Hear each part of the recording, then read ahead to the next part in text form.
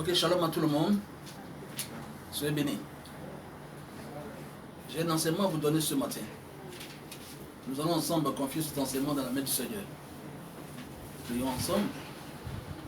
Où que vous vous trouvez, vous qui êtes à la maison, prions ensemble pour confier au moins cet enseignement dans la main de Dieu. Père, nous bénissons ton nom. Nous disons merci une fois de plus encore pour ta présence dans nos vies. Nous te confions au moins tout l'enseignement que je vais donner. On te met, bénis ce moment, bénis le cœur de toutes ces personnes-là qui vont écouter ce message. Permets vraiment à chacune d'elles de pouvoir saisir le fond de cet enseignement et que cet enseignement vraiment soit un impact sur leur vie. Et que par cet enseignement, que beaucoup aussi puissent se donner vraiment à Christ. Amen. Que Dieu dispose le cœur. Oui, je veux parler ce matin vraiment de la puissance de l'évangile en ce moment de pandémie. La puissance de Dieu pour sauver l'humanité se trouve dans l'évangile de Christ.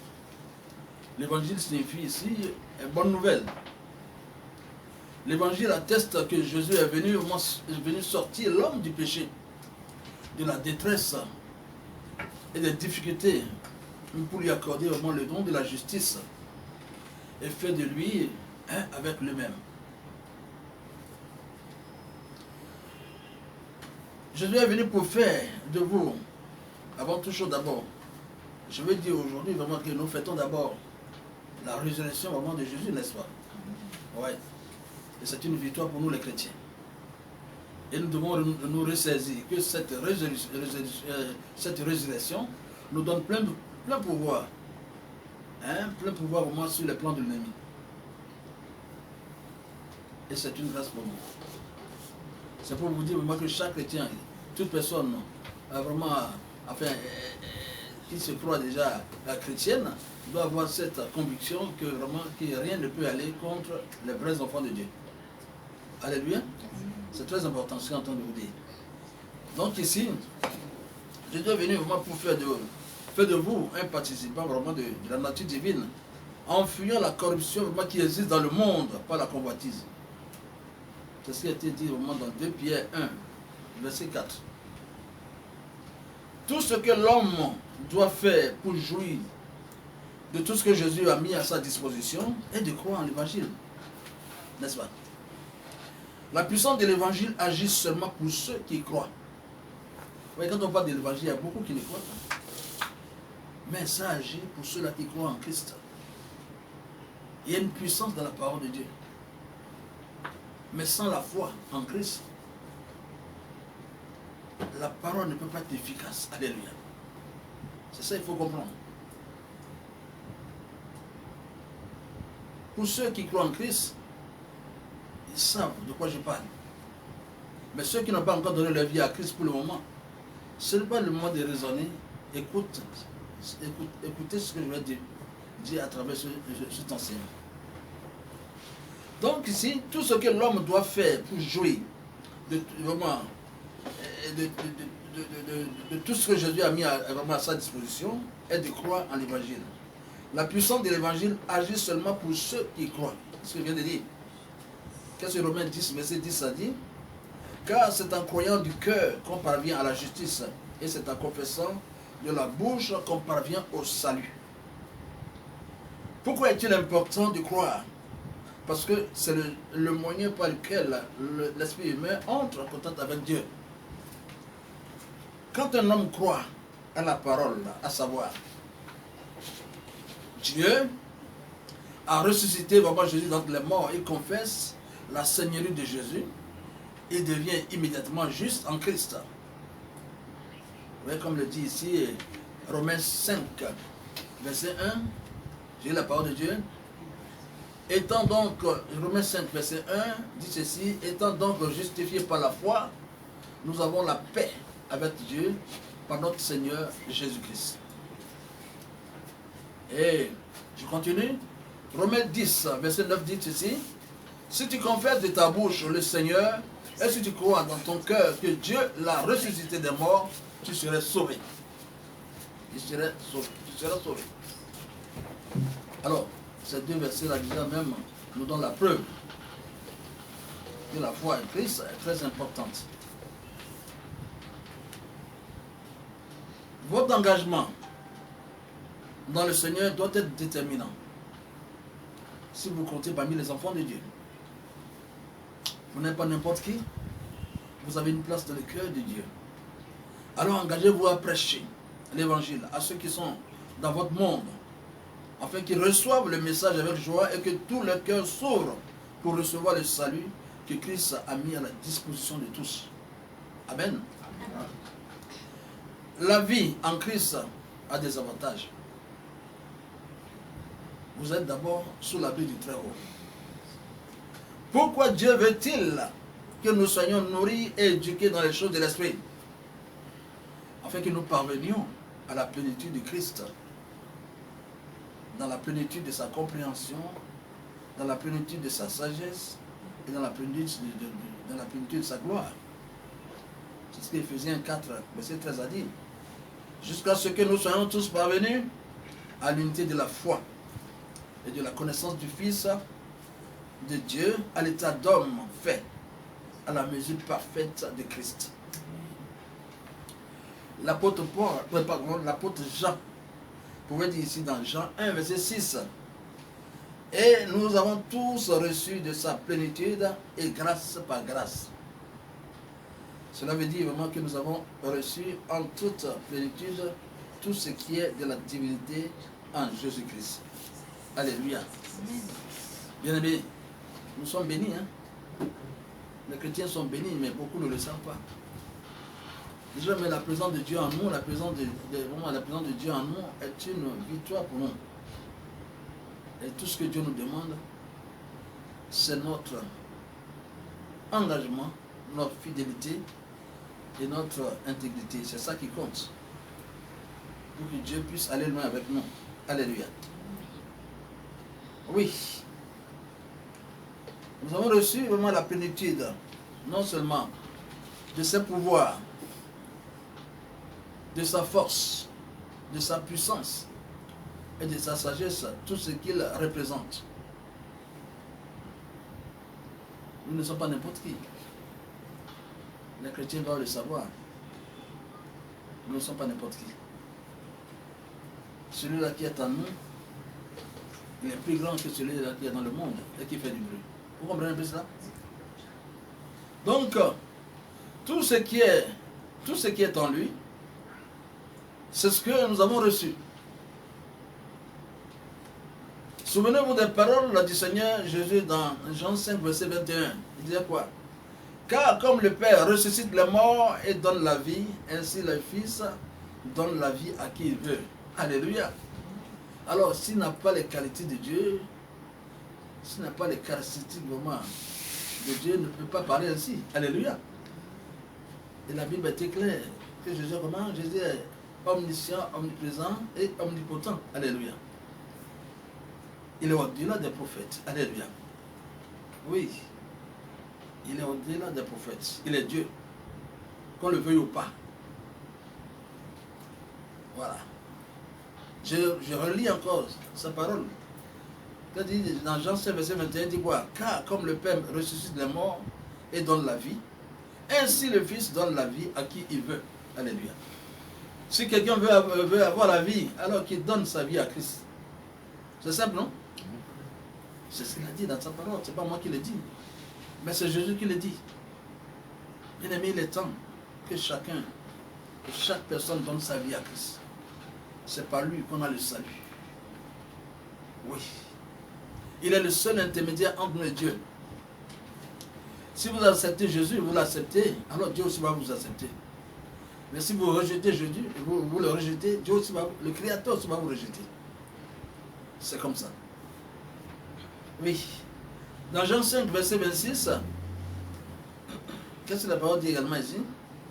Car comme le Père a la vie en lui-même, ainsi il a donné au Fils d'avoir la vie en lui-même. Alléluia. Alors pour ce sacrifice vraiment qu'il a fait pour nous, alléluia, il a fait ce sacrifice enfin de sa propre volonté, il a dit. Il a le pouvoir de se donner la mort, le pouvoir également de se redonner la vie. Est-ce que vous voyez un peu? Donc, ce sacrifice vraiment qu'il a fait sur la croix, tout juste pour nous réconcilier à Dieu. Amen. Et lui-même avait annoncé sa résurrection. Alléluia. Et aujourd'hui, nous fêtons cette résurrection aujourd'hui. Alléluia. Donc, c'est pour vous dire que la parole de Dieu qui est là, elle est vraie. Et nous pouvons compter sur Jésus en toutes choses. Alléluia. Oui, vous comprenez un peu ce que je suis en train de dire, c'est très important. Il dit, mais comme le Père a la vie en lui-même, ainsi il a donné au Fils d'avoir la vie en lui-même. Ce qui veut dire que vous avez tout reçu de lui. Si vous avez reçu le Saint-Esprit, vous ne devez plus être dans les ténèbres. Concernant, vous ne devez plus être dans les ténèbres, concernant l'avenir et même le présent. Comment nous montre-t-il l'avenir? Il prend de ce qui est à Jésus et il nous le montre. Si nous lisons Jean 7, verset 15, il dit ceci. Tout ce que le Père a est à moi. C'est ce que le Seigneur Jésus dit. C'est pourquoi j'ai dit qu'il prend de ce qui est à moi et qu'il vous l'annoncera. Alors, le futur appartient à Dieu, bien aimé. Le Saint-Esprit nous dévoile le futur à travers la parole. À partir de ce moment-là, vous avez une idée de ce que votre vie sera. Vous pouvez planifier facilement votre vie. Ne soyez pas étonnés de tout ce qui se passe actuellement dans le monde. Les vrais chrétiens n'ont pas besoin de se poser des questions sur la pandémie liée à ce virus. Dieu nous avertit toujours. Alléluia. Dieu nous avertit toujours sur toutes choses. Dieu nous parle. Nous n'avons pas à nous inquiéter. Je m'adresse aux chrétiens. Nous n'avons pas à nous inquiéter si les gens ont peur. Nous, on ne doit pas avoir peur, on doit faire confiance en notre Dieu parce que notre Dieu est au contrôle. Il veille sur nous. Ce n'est pas aujourd'hui, il veille sur nous. Il veille sur nous tout le temps. Alléluia. Dieu nous parle là. Nous n'avons pas à nous inquiéter. Le monde actuel est méchant, pervers, n'aime pas Dieu. Les gens se donnent à toutes sortes de pratiques contre nature, ignorent le Créateur. L'homme doit chercher à se repentir de ses actes et chercher véritablement la face de Dieu. Dieu n'est pas méchant. Pas du tout. Il est amour, miséricordieux. Il ne veut pas la mort des méchants. Mais il veut que les méchants reviennent à lui par la voie de la repentance. C'est ça, sa volonté. Mais au cas contraire, ils subiront les conséquences. Ceux qui ne veulent pas se repentir, ils subiront les conséquences. Oui. En ce temps de pandémie, l'heure a sonné où toute personne doit revoir sa vie, et demander pardon au Seigneur pour certaines choses, certaines fautes. L'homme doit chercher à se réconcilier avec Dieu. Oui. C'est très important. L'homme doit mettre son orgueil de côté pour voir qu'il y a un Créateur qui est là et qui est au-dessus de tout. Alléluia. Très important, la repentance. Dieu permet certaines situations pour mettre de l'ordre et corriger ses enfants. Dieu n'a jamais changé. Dieu n'a jamais changé. Il demeure le même. Souvenez-vous du déluge, de la destruction de Sodome et Gomorrhe. C'est la même chose. Il n'y a rien de nouveau. C'est un phénomène cyclique. Alléluia. Dieu n'a jamais changé. Ce qu'il a fait à Sodome et Gomorrhe, il peut le faire encore à tout moment. Alléluia. Mais ce sont des signes pour dire que vraiment, que l'homme doit changer, doit marcher selon la volonté du Créateur. Alléluia. C'est très important. Très important. Il dit, souvenez-vous du déluge. C'est lui qui l'a permis. Aïe. De la décision de Sodome et Gomorrhe. Qu'est-ce qui a envoyé tout ça? Si ces mêmes erreurs, ces mêmes péchés reviennent encore, remontent encore à la surface, il a pleinement raison d'agir encore à nouveau. Et les vrais enfants de Dieu n'ont pas à craindre. Parce que Les vrais enfants de Dieu ont déjà cette connaissance. Alléluia. Ils savent, ils espèrent aussi, sont là, ils attendent aussi le retour du Seigneur Jésus, n'est-ce pas? On le sait. C'est très important. Donc, le Dieu que nous adorons, le Dieu que nous servons, il est 3 fois saint. C'est un Dieu qui est dans les lieux élevés. C'est très important, ce que je suis en train de vous dire. Il est 3 fois saint. Nous devons apprendre à le sanctifier. Il n'aime pas le péché. Le monde et son système sont visibles aujourd'hui dans les églises, dans les temples, etc. Et les gens font semblant d'adorer Dieu. Ce n'est pas tout le monde qui vient dans la présence de Dieu qui adore réellement Dieu. Les gens font semblant aujourd'hui d'adorer Dieu. Est-ce que Dieu serait content? On ne se fout pas de Dieu. On ne peut pas tromper Dieu. Dieu, on ne peut pas le tromper. Cette personne-là se trompe elle-même. Mais Dieu ne le trompe pas. Il faut faire des choses réelles dans la présence de Dieu. Alléluia. L'Éternel dit ceci. Écoutez-moi bien. Bien-aimé à travers le monde entier. L'Éternel dit ceci. Je fais vivre et je fais mourir. Je blesse et je guéris. Et personne ne délivre de ma main. C'est l'Éternel qui a parlé ainsi. Dans Deutéronome 32, verset 39. Deutéronome 32, verset 39. Combien de fois le peuple israélite a été corrigé par Dieu lorsqu'il n'exécutait pas les lois de Dieu? Dans le désert, le peuple israélite parla contre Dieu et contre Moïse. Alors l'Éternel envoya contre le peuple des serpents brûlants. Il mordit le peuple et il mourut. Beaucoup de gens en Israël sont morts. Vous verrez ça dans Nombre 21, verset 5 à 6. Dieu fait ce qu'il veut. Il a ses manières de corriger ses enfants.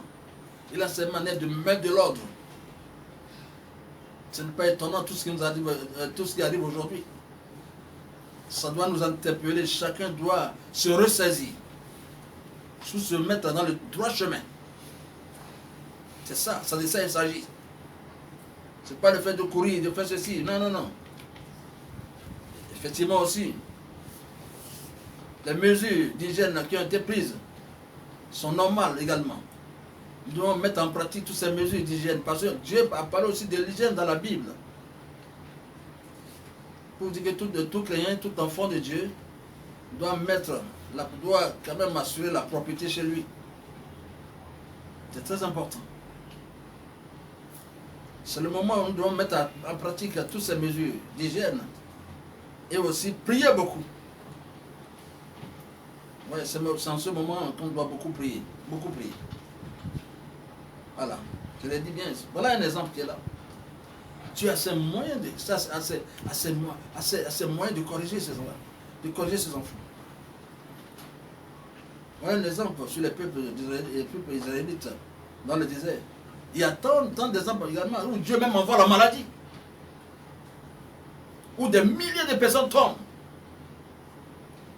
Et après tout, quand le peuple israélite retourne au Seigneur par la voie de repentance se répand, alors Dieu éloigne la pandémie loin de... Alléluia. Donc il n'y a rien de nouveau. Ce que nous vivons ici, bon, ce sont des choses qui sont passées.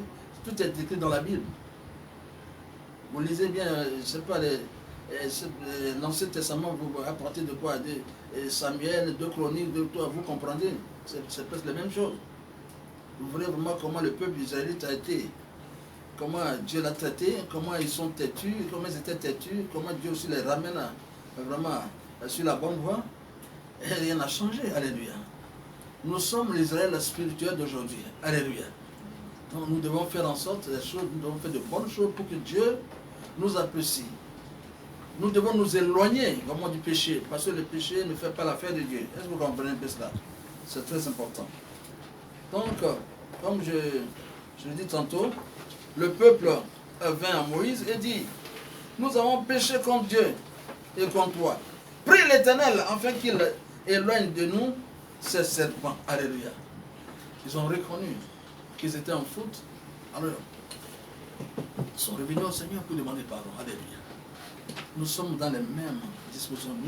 Nous devons également demander pardon au Seigneur pour tous nos péchés. Pour tous nos péchés, c'est très important. On voit de n'importe quoi aujourd'hui. Dieu ne dort pas, Dieu n'a pas changé. Que ceux qui ne croient pas en Dieu, ils commencent à croire qu'il y a un créateur qui est là. Il est vivant. On ne joue pas avec lui. Alléluia.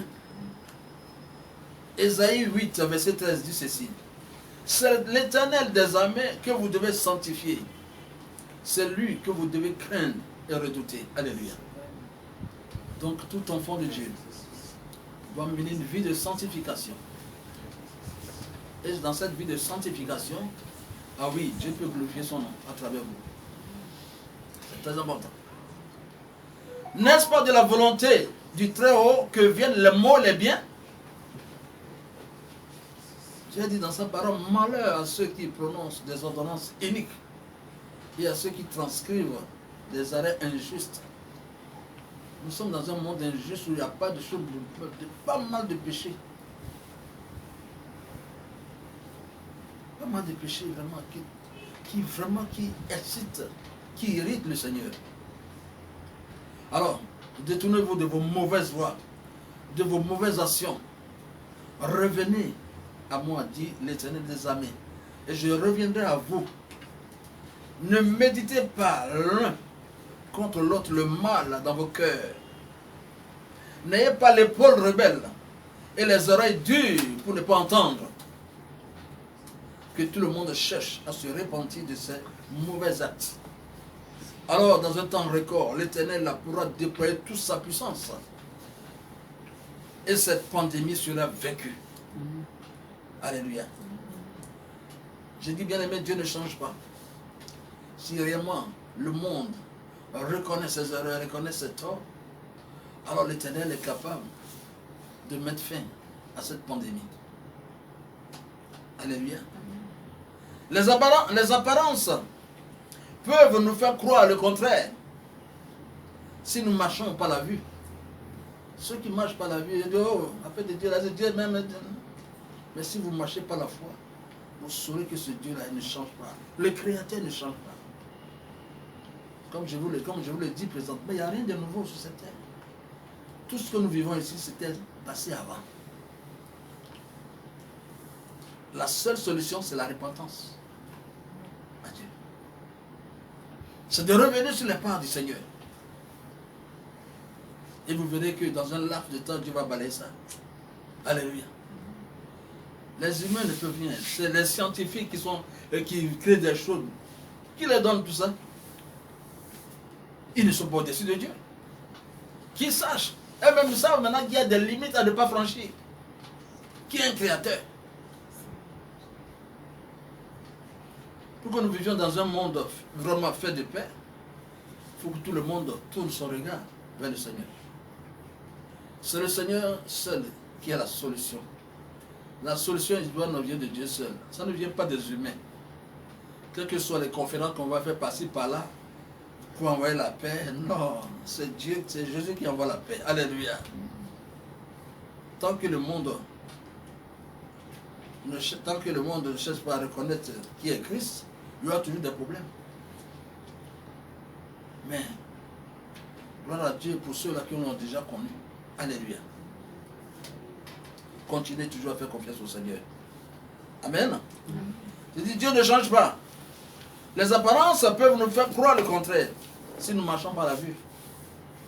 Si Dieu a délivré les Israélites si souvent dans le passé, c'est à raison de ce qu'il est. Lui-même, il est Dieu, n'est-ce pas? Pourquoi ne le ferait-il pas encore aujourd'hui, bien-aimés? Que Dieu ait pitié de nous. Que Dieu ait pitié de nous. Nous espérons en lui. Nous espérons tous en lui. Qu'il soit notre aide chaque matin et notre délivrance en ce temps de détresse. Amen. Que Dieu vous bénisse. Alléluia. Que chacun prenne la résolution ce matin de donner sa vie à Christ. Ceux qui n'ont pas donné encore leur vie à Jésus-Christ, je vous tiens à vous dire ce matin que ce n'est pas du bluff. Quand on parle de Jésus-Christ, ce n'est pas le moment de raisonner. Tu as juste dans ta vie, tu es protégé, tu es béni. Nous sommes en Christ. Oui. Nous voyons la main de Dieu sur notre vie. Nous voyons ce que Dieu fait pour nous. Toi qui as accepté Christ, pour aller loin avec le Seigneur, par une vie de sanctification, tu iras loin avec le Seigneur. C'est la vie qui plaît à Dieu. Et quand tu mènes une vie de sanctification, une vie vraiment loin du péché, la main puissante de l'Éternel serait sur ta vie. Et tout ce qui se passe actuellement là, reste tranquille. Il veille sur toi. Alléluia. C'est très important. Toi qui n'as pas encore donné ta vie à Christ, c'est le moment de le faire. C'est aussi simple. Dis Seigneur, il suffit seulement d'élever la voix. Dis Seigneur, hein, j'ai longtemps entendu parler de toi. Je prends ce matin la résolution vraiment de marcher avec toi, de t'accepter comme mon Seigneur sauveur personnel. Je me répands de tous mes péchés, de tout ce que j'ai fait. Pardonne-moi, Seigneur, et accepte-moi. Fais de moi ton fils.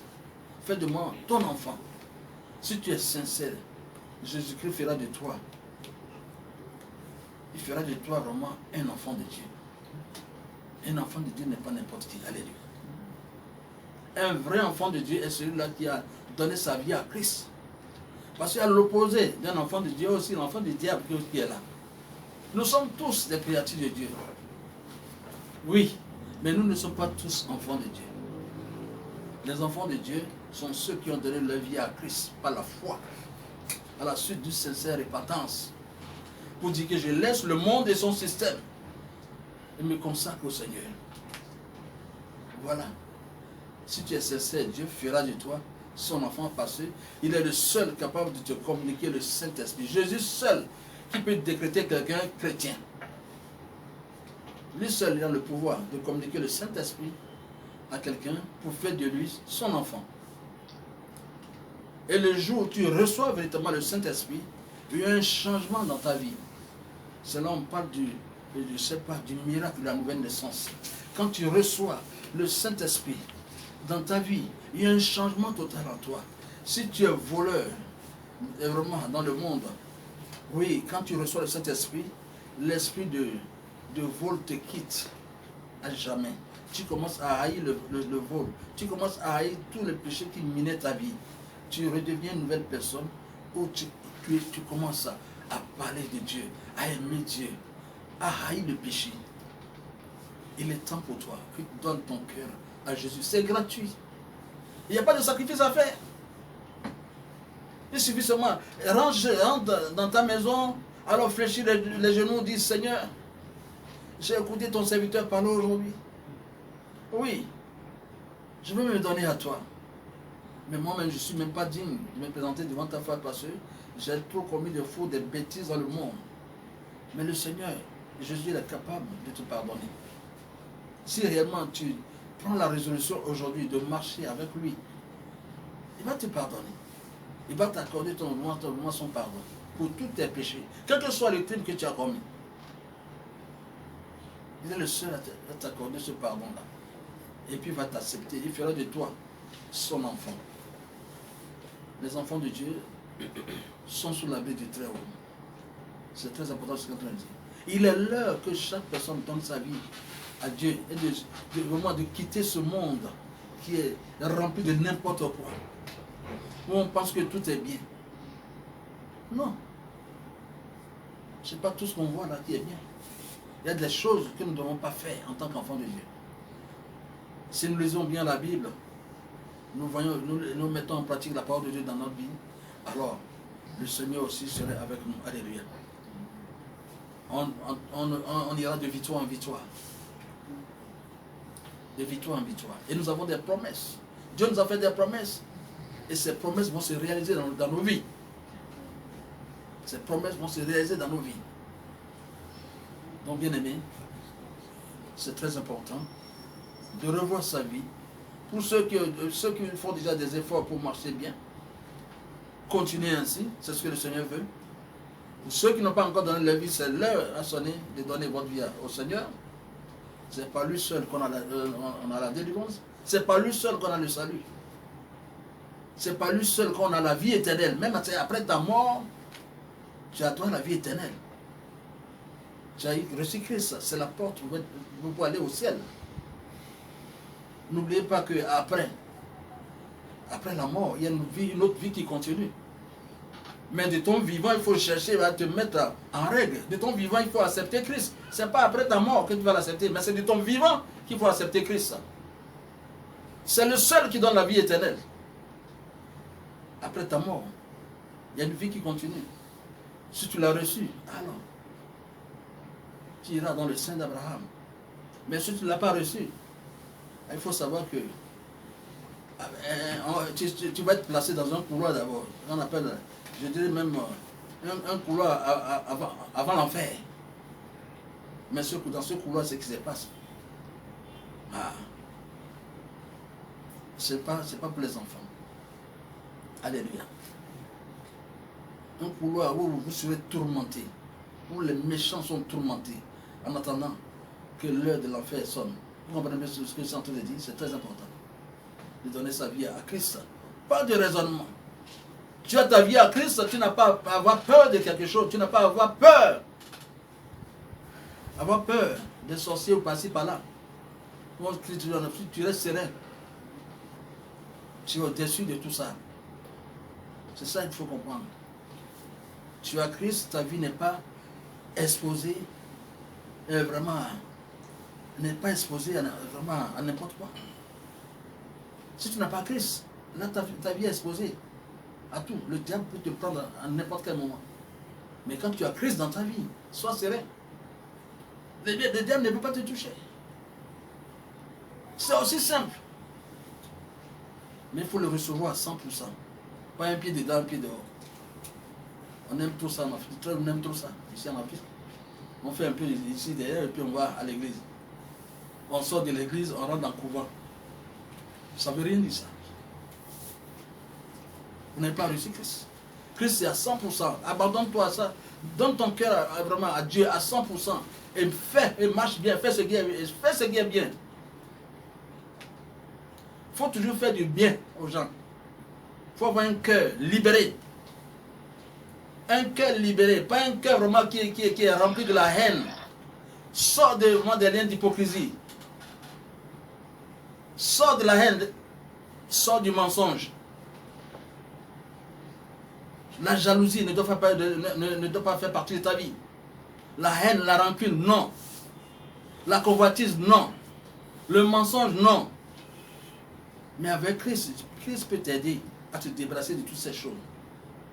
On ne peut pas venir à l'église, quelqu'un ne peut pas dire non, lui il a reçu Christ, tu viens à l'église et puis tu as de la haine pour les gens, tu as de la jalousie, tu manifestes la jalousie. Non, ce n'est pas normal. La voie de la jalousie, quelqu'un qui manifeste la jalousie n'est pas loin de la sorcellerie. Mais pour nous les chrétiens, Dieu a un plan de salut pour chacun d'entre nous. Tout le monde est habité à être béni. Si ton heure arrive, tu vas être béni. Ne cherche pas à interférer dans la vie de l'autre. Chacun a son heure. Chacun a son heure de bénédiction. Dieu bénit quand il veut. Et tout enfant de Dieu est promis à être béni. Pas de jalousie. Un enfant de Dieu n'est pas jaloux. Un enfant de Dieu, au contraire, bénit Dieu. Si un enfant de Dieu, quand il voit son frère, vraiment, il voit que son frère a été béni, il doit être content. Il doit acclamer Dieu ensemble. C'est comme ça la vie. Il faut qu'on arrive à nous... Une fois que le chrétien arrive à se débarrasser de tous ces mauvais comportements, tout ce qui est la haine, la rancune, la colère, tout ça. Alors, ce chrétien-là est béni. On ne veut pas des chrétiens qui manifestent aussi la colère. La colère ne fait pas partie du royaume de Dieu. Quelqu'un qui est en colère, il tremble. Vous savez que lui, là, cette personne-là est possédée. Que cette personne cherche sa délivrance. Tu es là, tu as quelle colère qui t'anime et puis tu trembles jusqu'à tu peux prendre pour faire du mal. Il faut savoir que toi tu as posé cherche ta délivrance. Jésus est là pour délivrer cette personne. Il suffit que vous donnez votre vie à Jésus et votre vie vraiment va être propre. C'est Jésus qui est la solution pour nous. Alléluia. Et la Bible a dit, il n'y a pas un autre nom par lequel on va être sauvé. Ce n'est pas le nom de Jésus seul qu'on peut être sauvé. Alléluia. Si les gens ne sont pas d'accord avec nous, ils n'ont qu'à me donner le nom, un autre nom par lequel on peut être sauvé. Ce n'est pas le nom de Jésus seul qu'on peut être sauvé. Voilà. Que Dieu vous bénisse. Dieu vous bénisse. Et que vraiment Dieu, que le Seigneur vous assiste là où vous êtes. Qui vous éclaire, qui touche votre cœur. Afin que vraiment vous acceptez vraiment un jour l'évangile. Au nom de Jésus. Amen.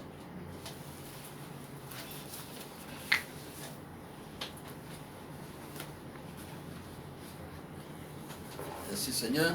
Bon, je vais quand même prier au moins pour tous ceux-là vraiment qui ont pris la décision ce matin.